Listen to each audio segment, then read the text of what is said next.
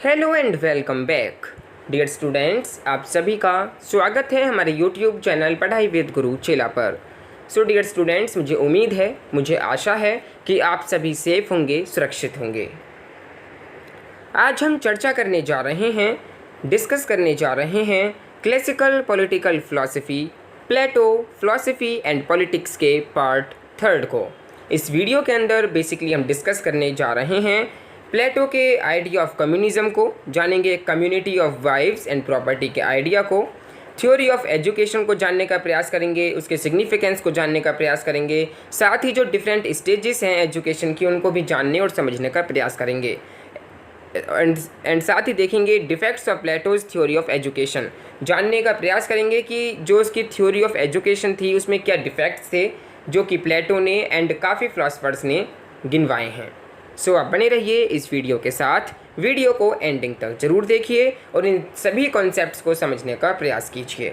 मुझे उम्मीद है कि आपने इस वीडियो सीरीज़ के पार्ट 1 एंड पार्ट 2 को ज़रूर देखा होगा, जिसके अंदर हमने काफ़ी टॉपिक्स को कवर करने का प्रयास करा है।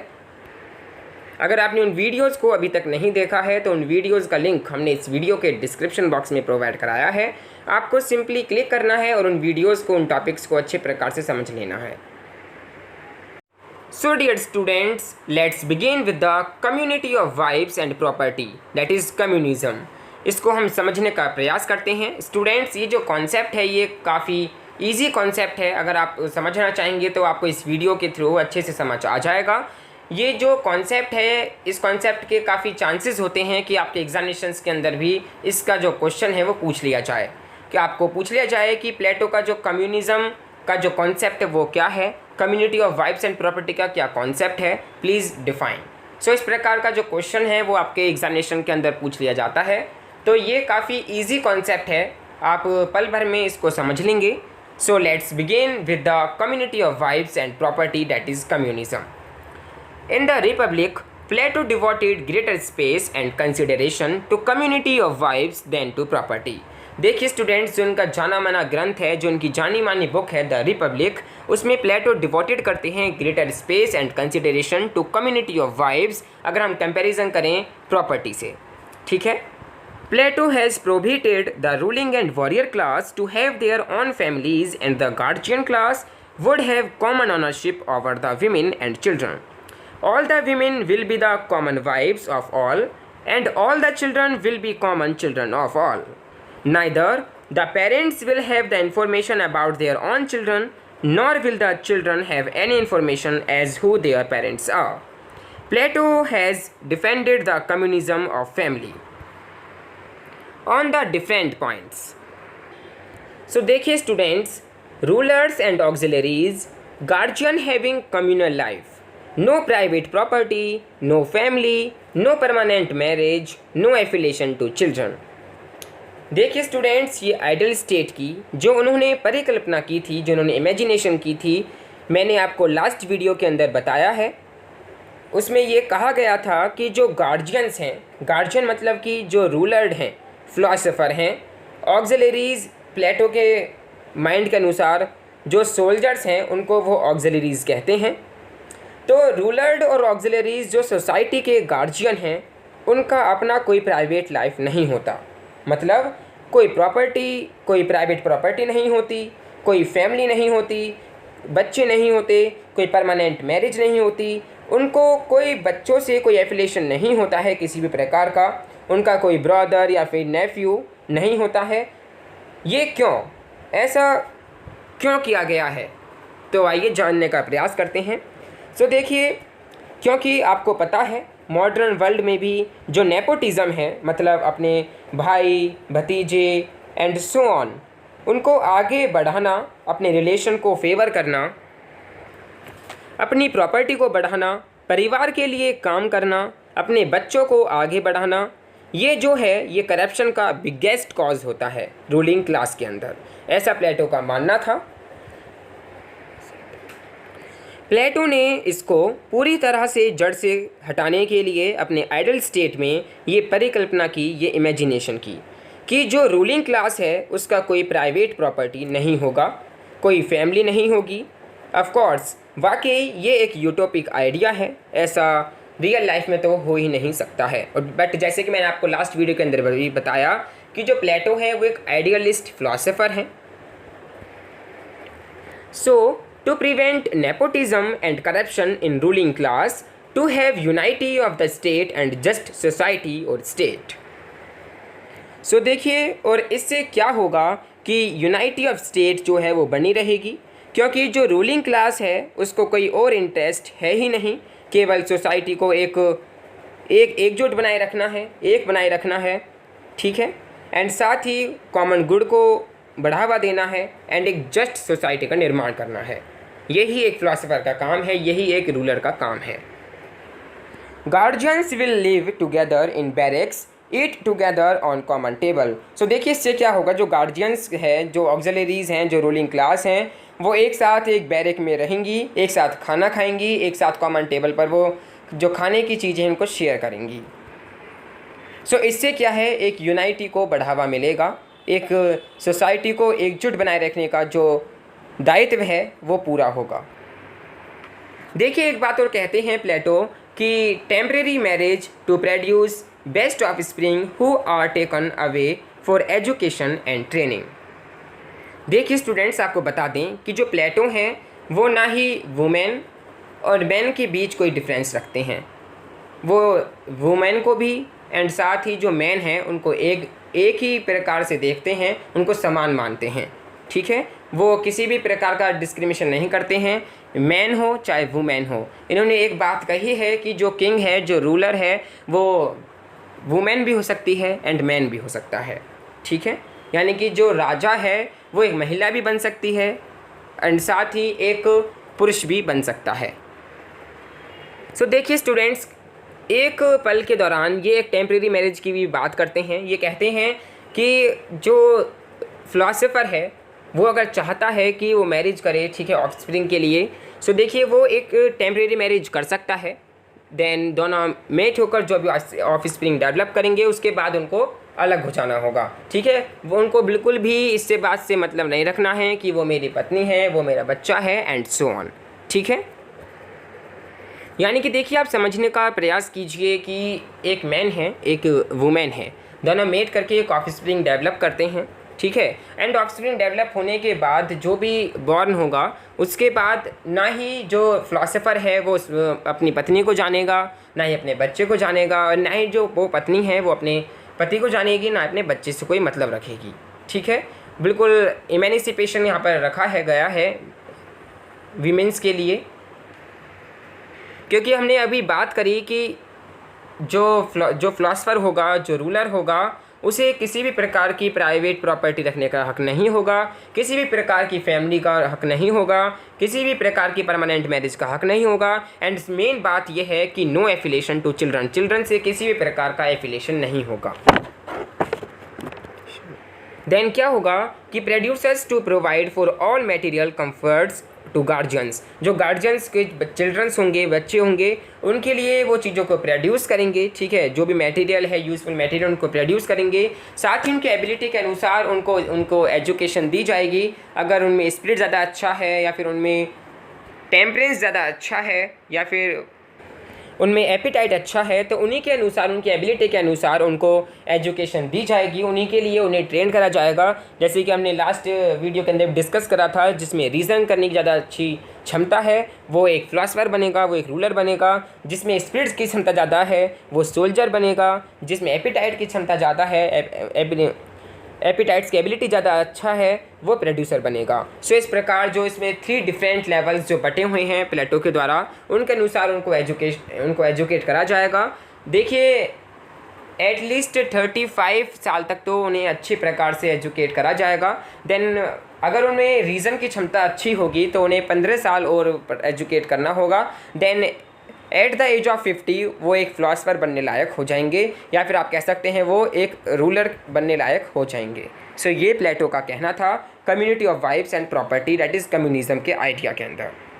सो देखिए ये काफ़ी एक रेडिकल आइडिया है, ठीक है, एकदम यूटोपिक आइडिया है, ऐसा रियल वर्ल्ड में तो हो ही नहीं सकता है।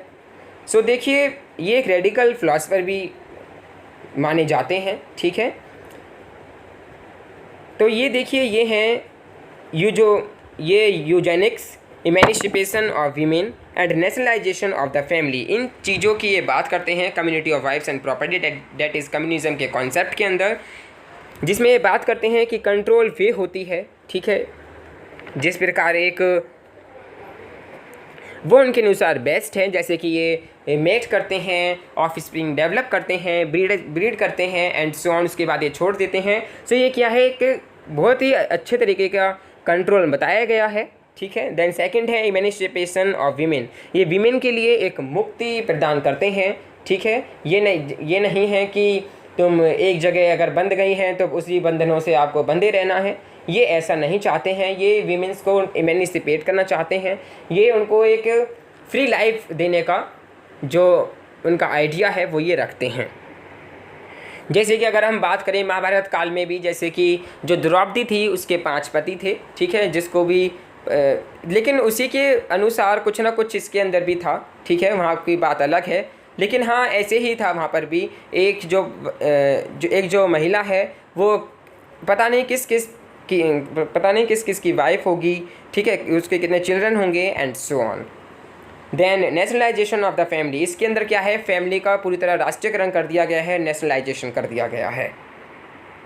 सो ये इसका इंट्रोडक्टरी पार्ट है community of wives and property, that is communism का। आई होप आप जान गए होंगे, समझ गए होंगे कि क्या बेसिक कॉन्सेप्ट है, क्या कहना चाहते हैं Plato community of wives and property, that is communism के कॉन्सेप्ट के अंदर, जिसमें ये कहते हैं कि rulers and auxiliaries, guardian having communal life, no private property, no family, no permanent marriage, no affiliation to children.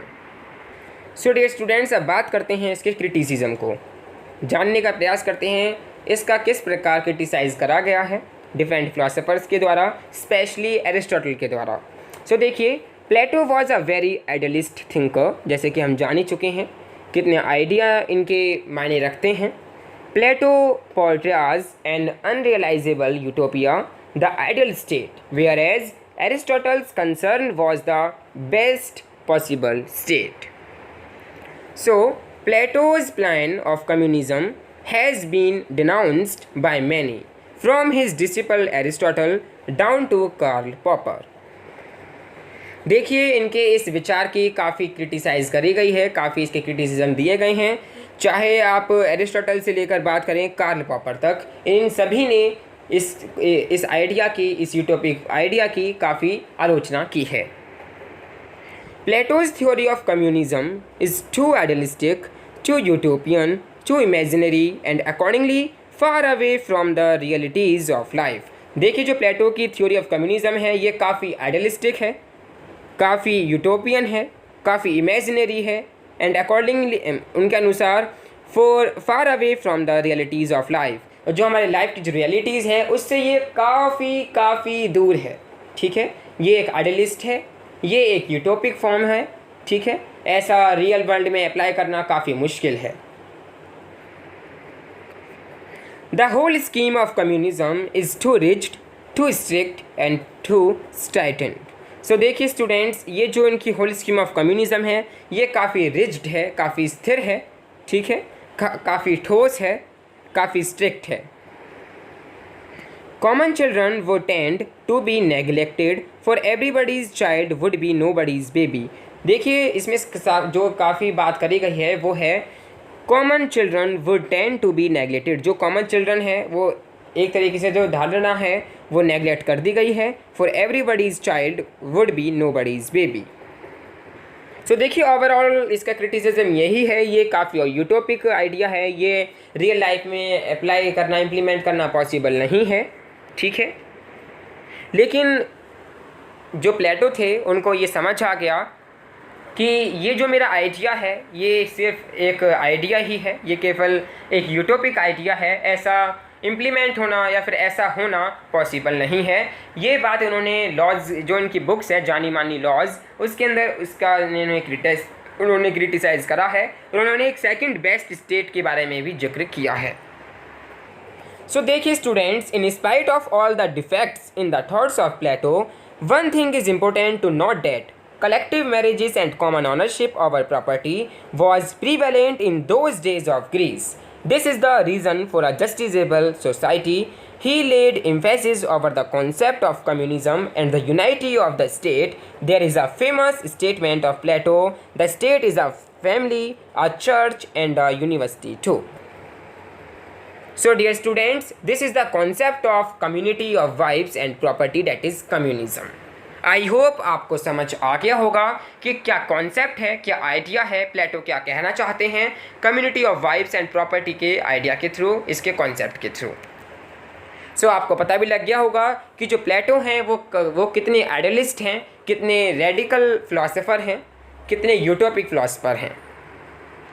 अगर आपके फिर भी कुछ डाउट्स हैं तो आप हमें यूट्यूब कमेंट बॉक्स सेक्शन में लिखकर सेंड कर सकते हैं। हम पूरा प्रयास करेंगे आपके डाउट्स को क्लियर करने का। सो डियर स्टूडेंट्स, आइए community of wives and property that is communism के कॉन्सेप्ट को समझने के बाद समझते हैं प्लेटो की एक और मोस्ट इम्पोर्टेंट थ्योरी को, जो कि है theory of education. Dear students, theory of education Plato की बड़ी ही यूनिक, रेडिकल एंड एक तरह की यूटोपिक थ्योरी थी, जिसके अंदर इन्होंने डिफरेंट टाइप ऑफ स्टेजेस के बारे में जिक्र करा है, उनके सिग्निफिकेंस के बारे में बताया है एंड साथ ही इनकी इस थ्योरी की आलोचना भी की गई है। क्या क्या इसमें डिफेक्ट पाए गए हैं उसको भी हम इस वीडियो के अंदर आगे समझने का प्रयास करेंगे। सो आइए समझते हैं थ्योरी ऑफ एजुकेशन के इंट्रोडक्टरी पार्ट को। क्या है थ्योरी ऑफ एजुकेशन? सो देखिए, Plato's theory of education is important in his political theory. देखिए, जो प्लेटो की थ्योरी ऑफ एजुकेशन है ये काफ़ी इम्पोर्टेंट है, ये काफ़ी महत्वपूर्ण है in his political theory.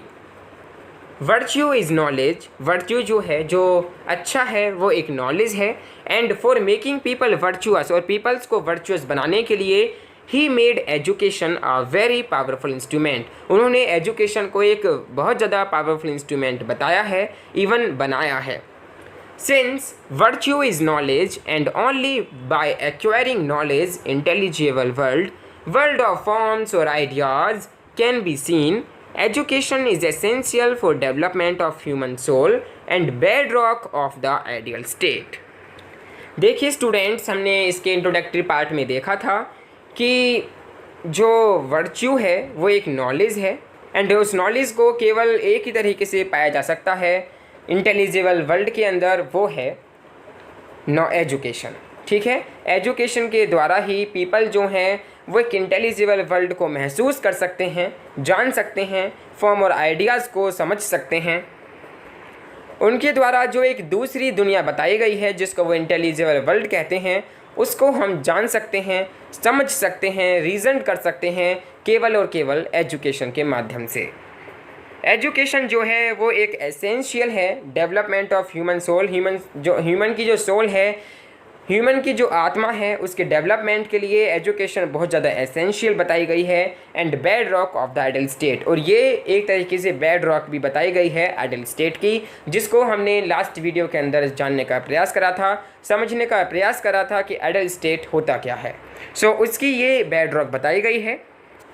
His scheme of education was for the guardian class। देखिए, जो उनकी स्कीम ऑफ एजुकेशन थी ये केवल और केवल गार्जियन क्लासेस के लिए थी।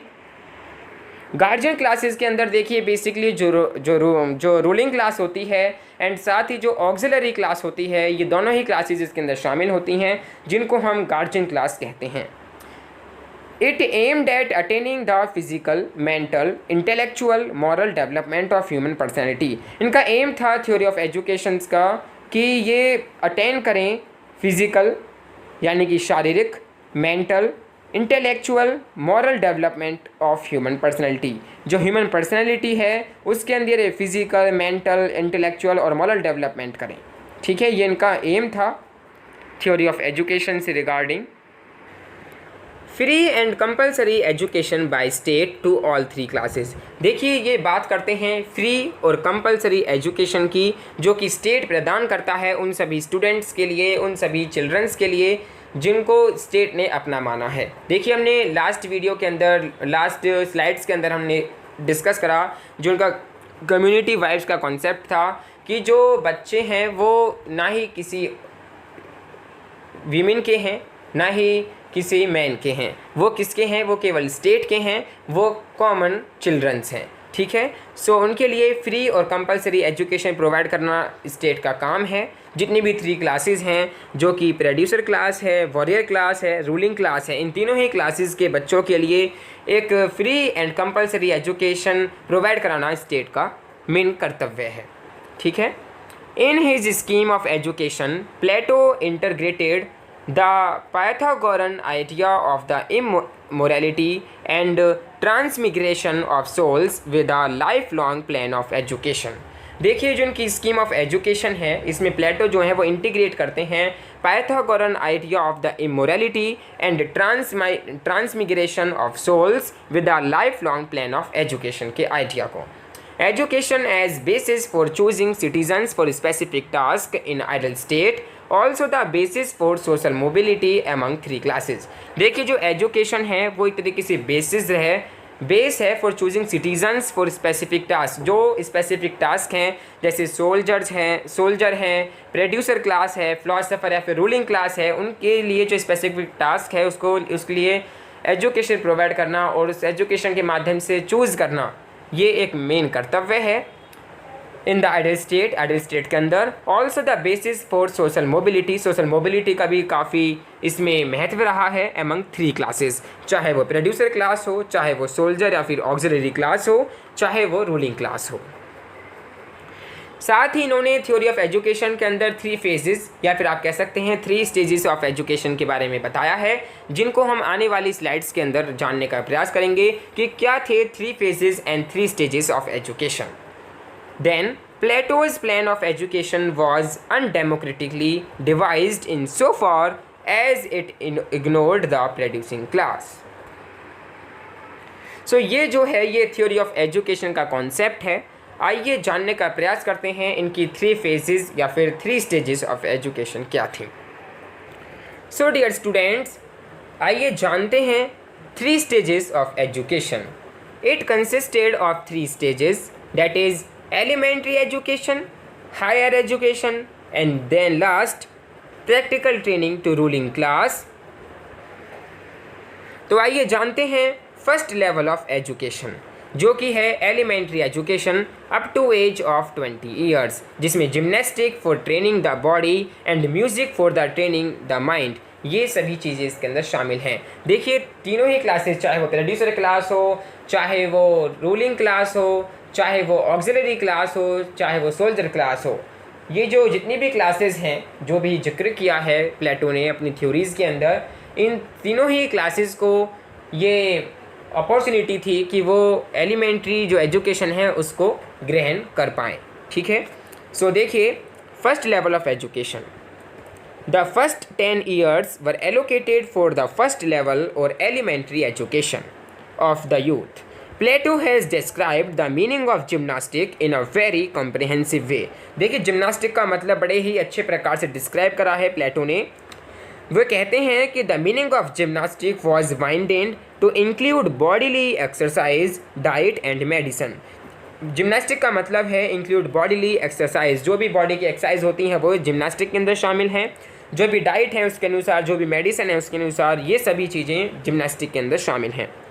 Gymnastic is the training of the body for the sake of mind। According to him, the body should be sufficient healthy so that there would not be any place of doctors in his ideal state।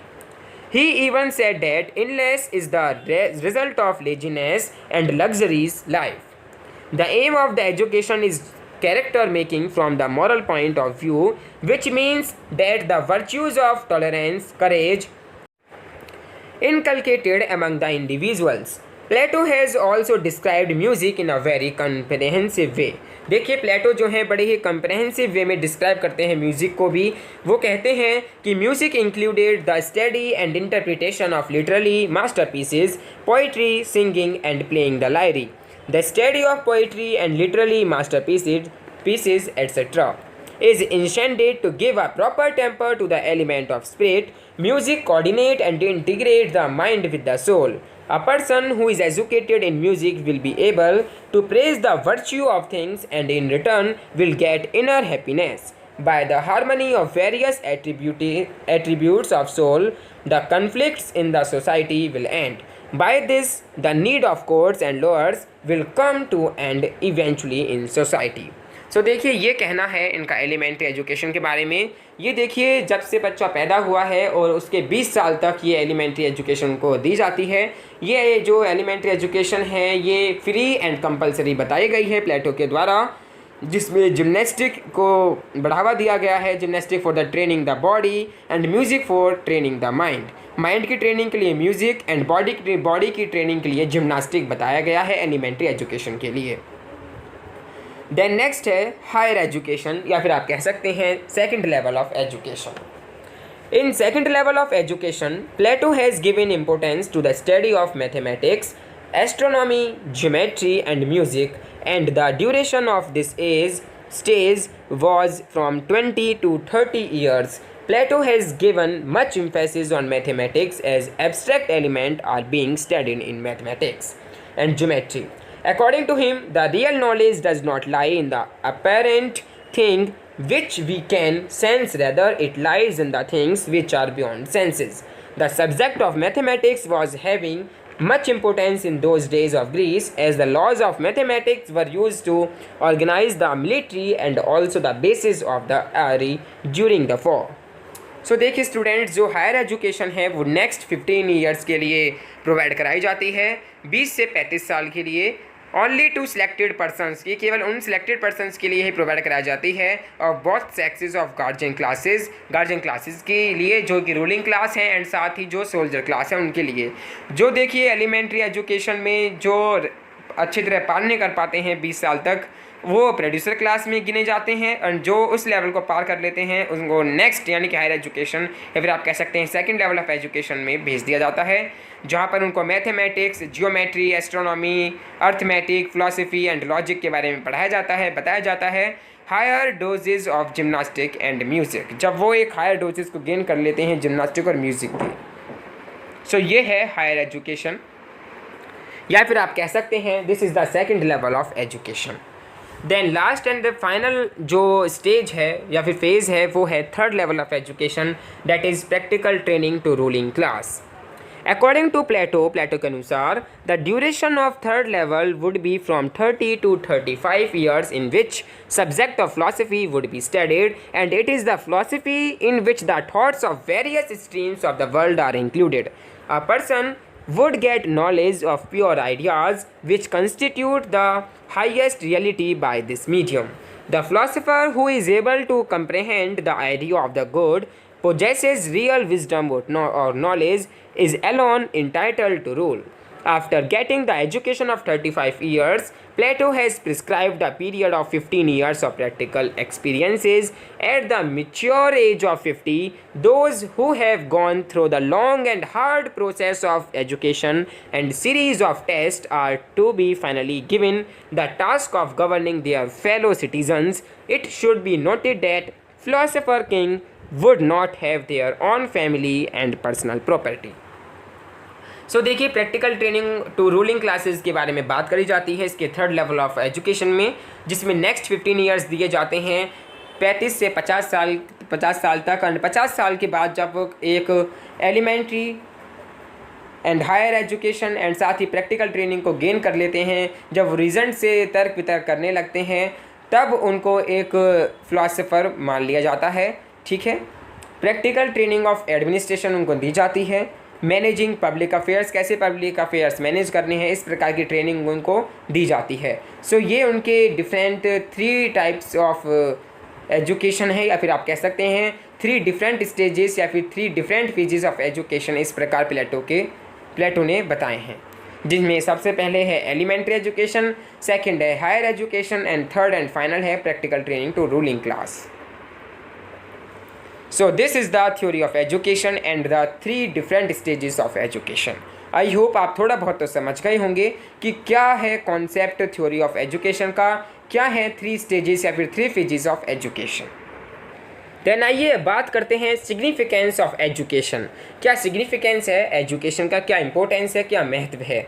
सो देखिए, according to Barker the basis of Plato's thinking is how should a good individual be, how should a good state be, Also, what should be the relationship between an individual and the state? In this context, Plato has propounded the importance of education. He had explained the education system in detail. He synthesized the merits of the education system of both Sparta and Athens. Also, he tried to remove the defects of education systems of both states, that is, Athens and Sparta. In Athens, there was emphasis on the literature, gymnastics, and music in the education system. The education was to be given in Athens up to 20 years. According to Plato, the purpose of education in Athens was dominated by the end of moral and intellectual cultivation, but getting the education was individuals' own discretion, and the education was not imparted by the state. According to him, Athens was being governed by the ignorant and incompetent ruling class. Having in mind the defects of Athenian education system, he put forwarded his theory of education with the emphasis on different points. So देखिए, his scheme of education was for the auxiliary class and the ruling class. देखिए, जो उनकी scheme of education है या फिर theory of education है, वो केवल और केवल ऑक्सिलरी क्लास के लिए थी और रूलिंग क्लास के लिए थी, जिनको एक तरीके से हम गार्जियन क्लास कह देते हैं. He had ignored the producing class completely. उन्होंने प्रोड्यूसिंग क्लास को कम्प्लीटली इग्नोर करा है, केवल एलिमेंट्री एजुकेशन तक उनको सीमित रखा है. His whole educational plan was state control. उनका जो पूरा का पूरा एजुकेशनल प्लान था वो एक स्टेट कंट्रोल्ड था. ठीक है, स्टेट के कंट्रोल में थी जो एजुकेशन पावर थी. It aimed at attaining the physical. इनका एम था कि वो अटेन कर पाएँ physical, mental, intellectual, moral development of human personality. Human personality के वो डेवलपमेंट कर पाए, फिजिकल पार्ट को, मेंटल पार्ट को, इंटेलेक्चुअल पार्ट को और मॉरल पार्ट को. It aimed at preparing the rules for administrative statesmanship, soldiers for military skill and producers for material productivity. उनका एम था कि वो प्रिपेयर करें रूलर्स को फॉर एडमिनिस्ट्रेटिव स्टेटमैनशिप के लिए, सोल्जर्स को फॉर मिलिट्री स्किल्स के लिए एंड प्रोड्यूसर्स को फॉर मटेरियल प्रोडक्टिविटी के लिए. सो ये इसका सिग्निफिकेंस है. आइए एट द एंड फाइनली हम बात करते हैं defect of the Plato's theory of education. जानने का प्रयास करते हैं कि क्या डिफेक्ट थे प्लेटो की थ्योरी ऑफ एजुकेशन के अंदर. सो देखिए, defect of Plato's theory of education. First है, it is unjust and arbitrary for the producing classes. ये एक तरीके से अनजस्ट थी, एक तरीके से आर्बिट्री थी फॉर द प्रोड्यूसिंग क्लासेस के लिए, as they are not given the right to get education. क्योंकि उनको एक राइट नहीं दिया गया कि वो हायर एजुकेशन तक जो है वो एजुकेशन ग्रहण कर पाएँ. ठीक है, एजुकेशन ले पाएँ. It has no place for vocational education. वहाँ पर बिल्कुल भी प्लेस नहीं था वोकेशनल एजुकेशन के लिए भी. Plato system of education is mainly for the administrators and rulers. जो प्लेटो का सिस्टम ऑफ एजुकेशन था ये बेसिकली एडमिनिस्ट्रेटर्स एंड रूलर्स के लिए बनाया गया था. सेकंड है, Plato has given too much importance to mathematics in his theory of education. देखिए, प्लेटो ने बहुत ज़्यादा इम्पोर्टेंस दिया है मैथमेटिक्स को इन हिज थ्योरी ऑफ एजुकेशन के अंदर. The 35 years long duration of education would be monotonous. देखिए, जो ये 35 साल का लंबा ड्यूरेशन है एजुकेशन का, ये एक मोनोटोनस की तरह है. His aim was to produce an ideal philosopher and not an ideal man of action. So ये कुछ डिफेक्ट थे प्लेटोज थ्योरी ऑफ एजुकेशन के. ये बड़े ही यूटोपिक थे, ठीक है, बड़े ही रेडिकल थे.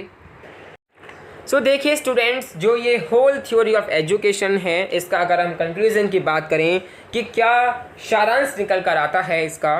सो देखिए, Plato has analysed an ideal system because there is much importance of ideals in life. Due to these ideals, a person is able to reallocate his or her objective of life. The function of education is not to put ideas or knowledge into the soul. It is rather to draw out the best things that are talent in it by directing it to the right object.